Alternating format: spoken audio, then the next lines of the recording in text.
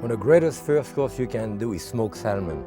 You buy it, serve it on a beautiful plate with buttered bread, put diced cucumber on top, capers, red onion, a little bit of extra virgin olive oil on top, cracked pepper.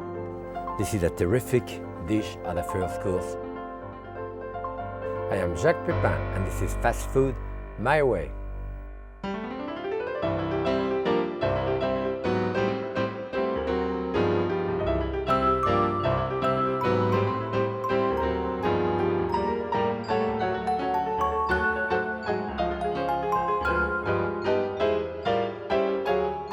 Happy cooking!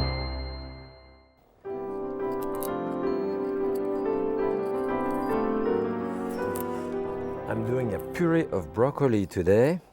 That is with the floweret of the broccoli and with the stem that I'm peeling here.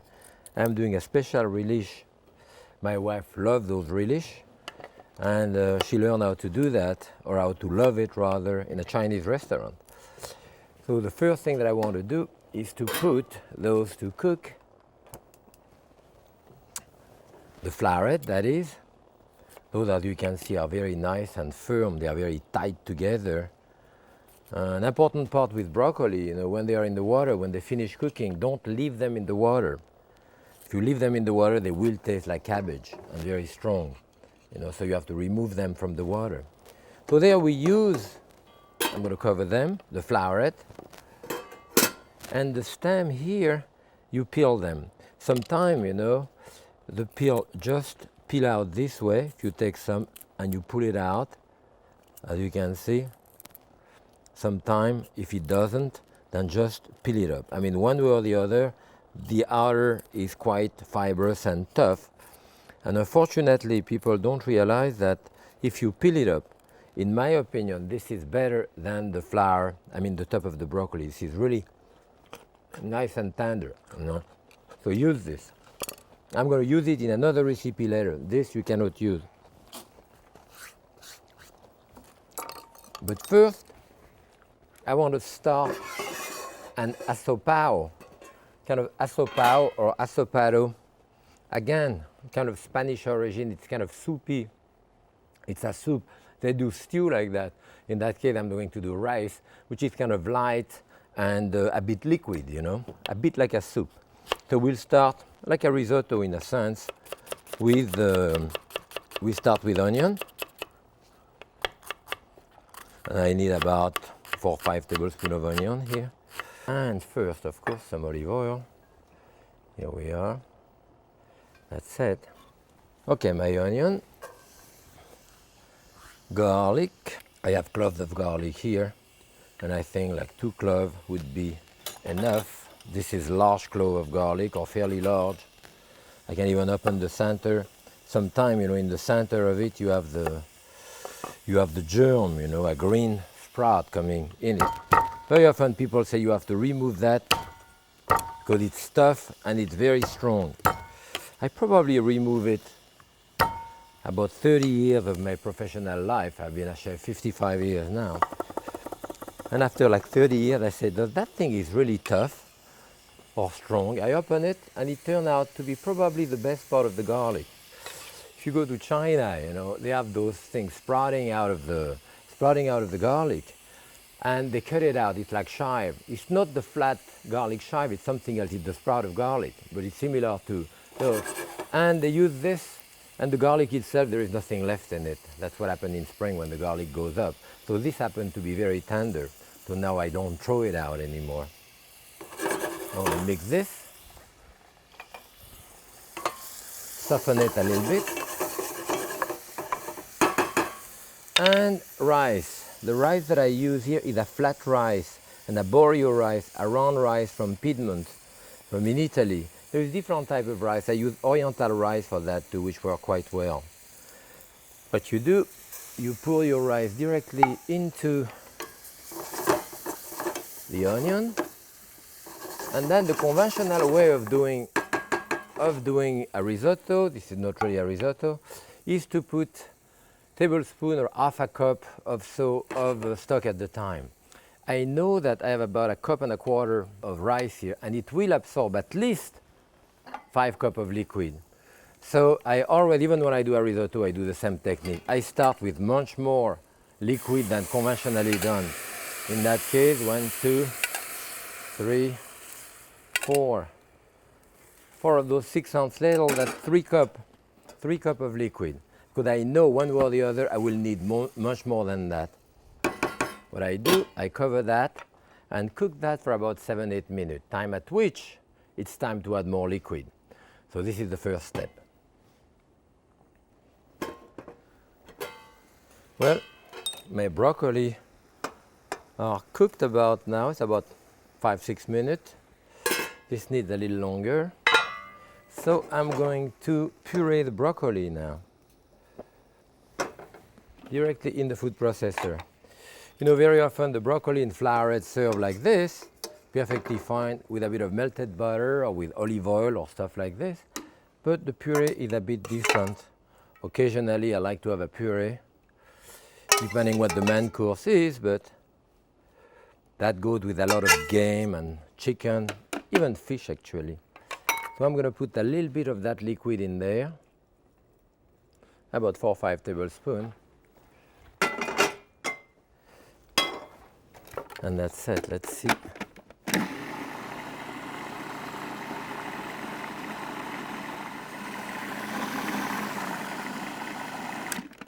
You don't want to make too much liquid in it, but what you want to do is a piece of butter, and I could put a piece of butter as such, but what I want to do is a beurre, what you call a beurre noisette or a beurre noir.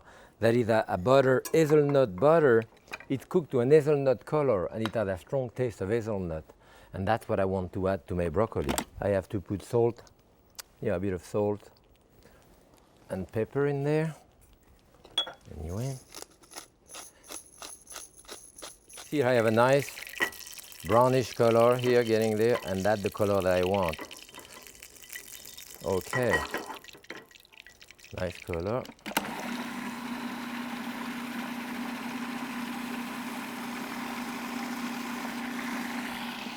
Good. This is it. Well, this is just about right now. I think I'm going to check the rice should be about the way it should be. Now, as you can see it here, it's nice in the bottom. I need the time to continue, and now you have to be a bit more careful, you go slower. So now, about half a cup of stock. I will still cover it for a couple of minutes with this, and then we'll finish it up with more stock, butter, and the peas. So now, here is my puree of broccoli. This is a really nice puree of broccoli like this. I think even President Bush father would like that one.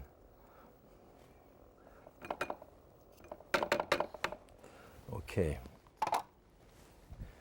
Yeah.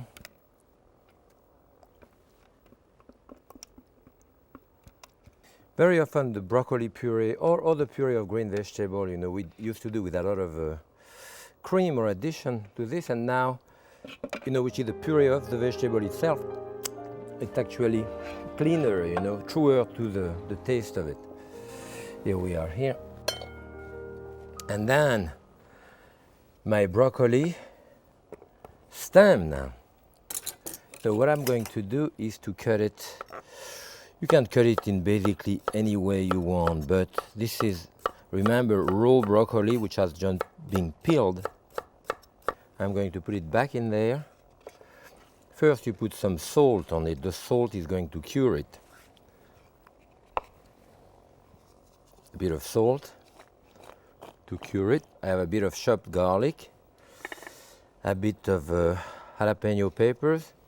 This is chili oil, so it's really hot oil, you know. I like it fairly hot.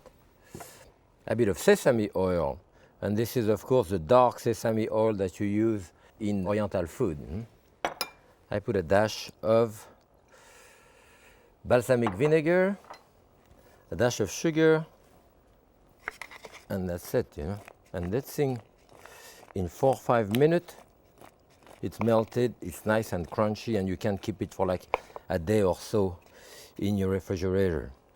Okay, I put some jalapeno here and there, but I want to put a bit of mint. Often the mint, you know, is very clean, fresh taste, contrast with the jalapeno, and it's a very good contrast. You do that a lot in like Thai cooking. So here we are. If you don't have it, you don't put any, or put a bit of basil. Okay, now I'm going to check up. As you can see, the stock has almost been absorbed. Now I have to start checking. I take a grain of rice, bite it. It's practically cooked. I think it needs a little more of the stock on top. And I would want to finish it right on top now. Remember, it's a kind of soupy rice. And I will put the peas in it. And they will take 3, 4, 5 minutes to cook with the rest of my rice. And at that point, you can see, you can hear it when I'm stirring it. I can hear that the bottom is starting to stick a little bit.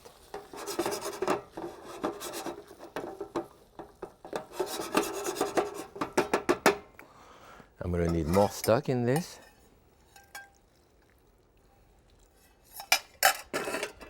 Piece of butter for the end. Finish it with butter and olive oil. Maybe I don't put the butter now. I'm going to put a dash of olive oil now. Okay. And then you cook it and stir it until you reach the right consistency, which is similar to risotto. Usually a bit softer than risotto, a bit more soupy here. I've done that with asparagus. Asparagus tip, you know, it's very good with that. Okay. It's still going to take like a minute or so, you know. And then we finish it up now with a piece of butter and with Parmesan cheese.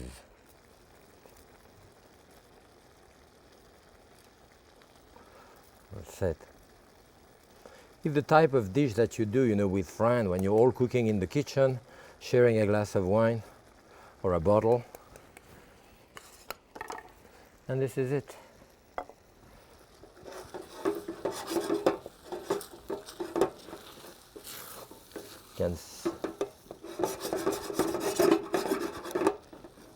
So you see slightly more soupy than a risotto. Okay.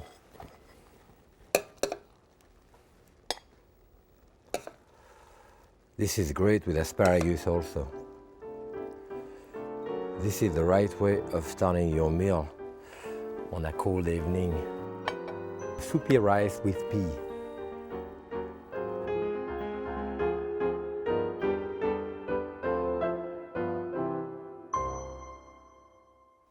I'm doing a little lobster fricassee today in the old style with the lobster in the shell as we used to do.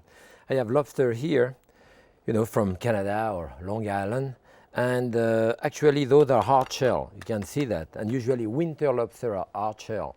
Even though we eat a great deal of lobster in the summer, they are better in the winter, the hard shell, and fuller in the meat. Male or female, you know, this happened to be the male. You can see the last two appendages here are big, and this is indicate a male, and of course that male is not going to have any roe in it. You know, if you want the roe, and sometimes we use the roe to improve the sauce, you want the female. You can see the female here. The two last appendages are almost the same thing than this here, you know, very small. I'm only going to do one lobster, and of course it's always a controversy how to kill the lobster. And someone has to kill it somewhere, whether it's the fishmonger or whether it's someone else. Someone killed the lobster. And after 55 years in the kitchen, I think that the best way of killing a lobster is to cut the line that you have right here between the eye. That's where the spinal cord is. You sever the spinal cord and the animal died instantly. It doesn't have a brain, it just have a spinal cord here. So basically you put your knife there on that spinal cord and you kill it, and that's it. So this is the way, in my opinion, which is the most human and easiest way certainly to do it. We want to keep the tail, we want to keep of course the juice and all of that for our sauce. So the first thing, we remove this, the two legs. You can break them at the joint, you know. Won't have to worry about it now. And we open it here directly, and you can see that inside, for example, in the middle here, you have a big sac, and the sac is actually the stomach here, that large sac. And you don't use that. Sometimes it's full of gravel. Sometimes there is nothing in it. This one doesn't have much in it, but this is the stomach. That is discarded. But the juice, however, inside, we keep it. And you can see there that there is different color. There is the darker color, which is this one here. This actually will turn bright red. This is the roe of the animal. It's a female, and they are relatively small, depending on the time of the year. This one here, which is pale green, this is a tamale or liver. You know, that again is going to be great in the sauce. And cut that in half. There is a lot of good meat to suck out of this. This is the type of dish that you do like crab, you know, in summer when you eat with your finger. And the tail itself, I'm going to cut it into 2 or 3 pieces. That's it. This, we're going to saute all of those pieces of lobster, and the juice I'm going to keep. I'm going to bring that next to my table, and to get all of the juice from inside the lobster, of the liquid, you know. And I'm going to put a little bit of white wine in there, and you will see it will discolor, usually turn whitish, you know. See the color of it? That prevents the juice of sticking up together. Now this, I want to crack it. The best way to crack it is splatter a lot, put a towel on top of it, and break it. Yeah, those are winter lobster, they're really tough. You can see these are nice and cracked. So here is what we're going to do. Olive oil in there. This is just saute, you know. Saute on really high heat. And I'm going to use some Wondra flour here. We're going to dip it in flour and just saute it. Saute it like this. Okay. Directly in there. And they take, you know, minutes to cook here.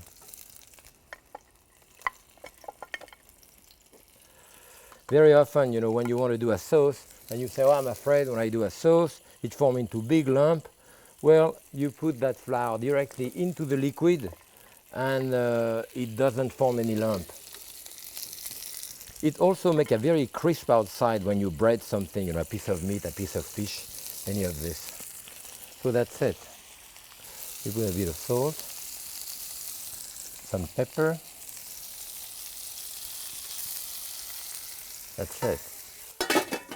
And then the garnish with this, to make the sauce, I'm going to do some onion that I have here, some garlic,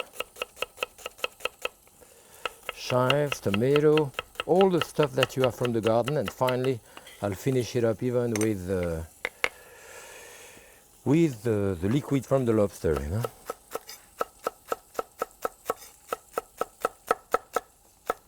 Okay, maybe 1 or 2 cloves of garlic, or maybe another small one, coarsely chopped, tomato. I think now I can hear them singing. You know, when we cook in the kitchen, I can know whether a chicken is roasted in the oven or not. Just hearing it, at some point the fat or the liquid coming out of the chicken will clarify it, and we call it le poulet chante, it's singing. When it clarifies like that, you can hear it. So this,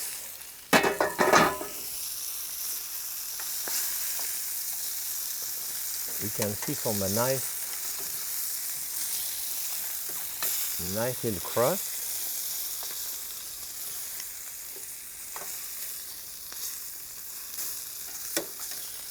So that's what a test, actually, that the chef would do in the kitchen. He would tell us, do you know whether the chicken is cooking or it's cooked? And you could hear it. You had to hear it very carefully, because at the beginning, when the chicken starts cooking, the juice comes out of it. It's only at the end, when there is no more juice and the fat in the tray of the chicken clarify in the oven, then it grizzles a bit like a fryer. You can hear it, then it's cooked. So my lobster was singing also on one side. It's not cooked yet. Okay, tomato. Small pieces.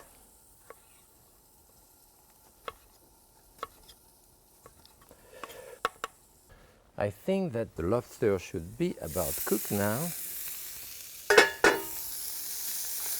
I'm going to put it in there.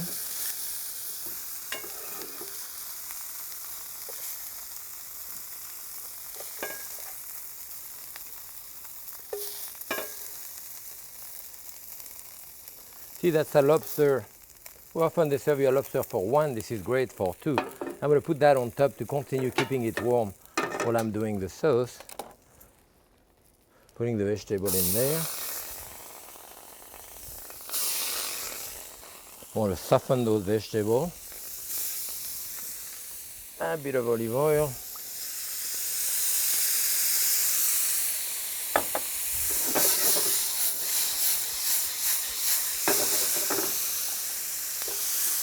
You know, Chinese cooking will do something similar, kind of stir fried, with different seasoning, of course, but there are similarities. I want to put the lobster. Sure. The tamale here, but then this should turn red. This is the raw.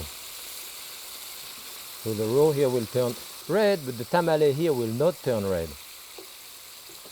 Just thicken the sauce a little bit. Here it is. You can see that. That thing is red now. Okay, we taste it. A dash of salt. Put a dash of parsley for color on top.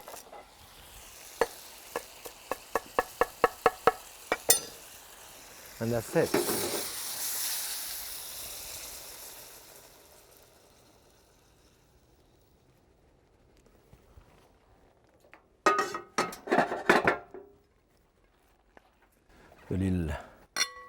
The little fricassee of lobster, simply homemade.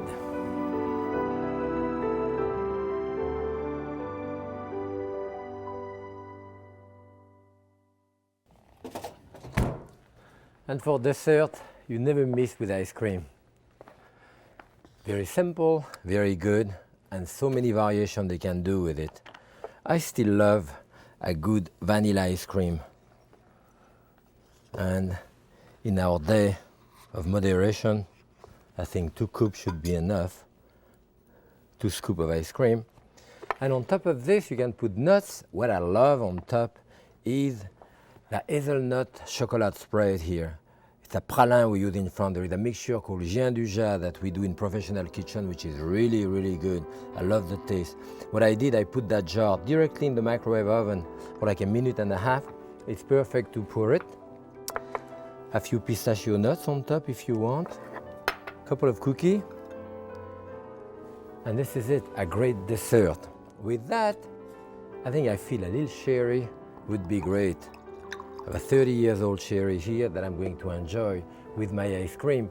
Thank you so much for spending time with me in the kitchen, and happy cooking.